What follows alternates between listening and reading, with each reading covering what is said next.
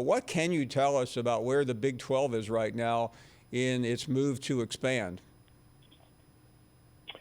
Well, they're doing things very quickly. This week, at some point, as early as tomorrow, the four schools, Houston, Cincinnati, BYU, and UCF, are expected to apply for Big 12 membership. Now, BYU might be a little different than the rest, but certainly the three of the four are expected this week at some point and as early as tomorrow to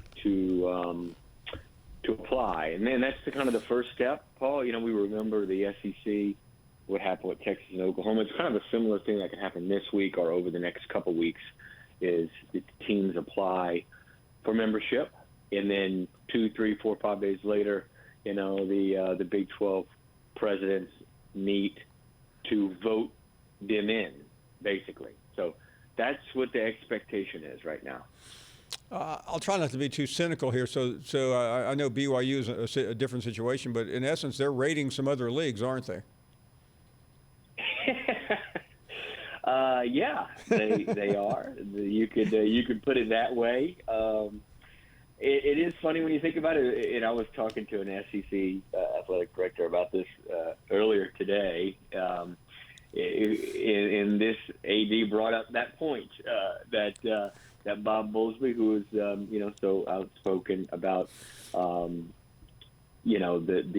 cover up of Texas and Oklahoma going to the SEC and the SEC rating the Big 12, that he had to turn around. He had to turn around and basically do the same thing, right? And that's what we're seeing. He's filling the two holes that Texas and Oklahoma left with four teams from another league. So I'm sure Mike Oresco probably has the American Athletic Conference commissioner probably has some thoughts of his own. Yeah, he was here the other night, and as you know, because you know Mike very well, he was not happy. Let me get to the most important question that most of our viewers and listeners have is, does this mean anything to getting OU and Texas into the SEC sooner? Yeah, that's I don't know. I don't know the answer to that. I don't think that this would mean any kind of, would this create any kind of contract loophole to break them free of the grant of rights agreement that runs through 2024? I don't think it would. However, Paul, I mean, these new additions are supposed to join as early as 2023 or 2024. So,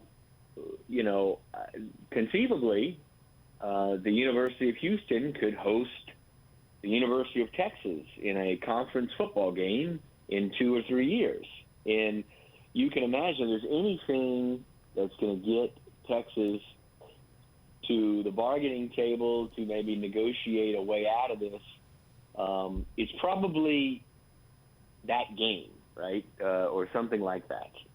So I don't know that this creates any kind of contractual opening for them to get out early. I do know it might, in Texas and Oklahoma's mind, specifically Texas's mind, too, it might speed up what they'd like to see happen. I mean, honestly, from Texas and Oklahoma's point of view, they'd want to probably get out as soon as possible anyway. But the fact that you're bringing new members in, and some members that could, cramp your style a little bit, like a Houston would maybe to Texas, I'm sure you'd want to get out even more now. And I just don't know if that's really feasible, because this is all about the Big 12 and Bob Bowlesby. They're the ones that are going to have to come to the table and say, okay, well, let's negotiate this grant of rights down in some way.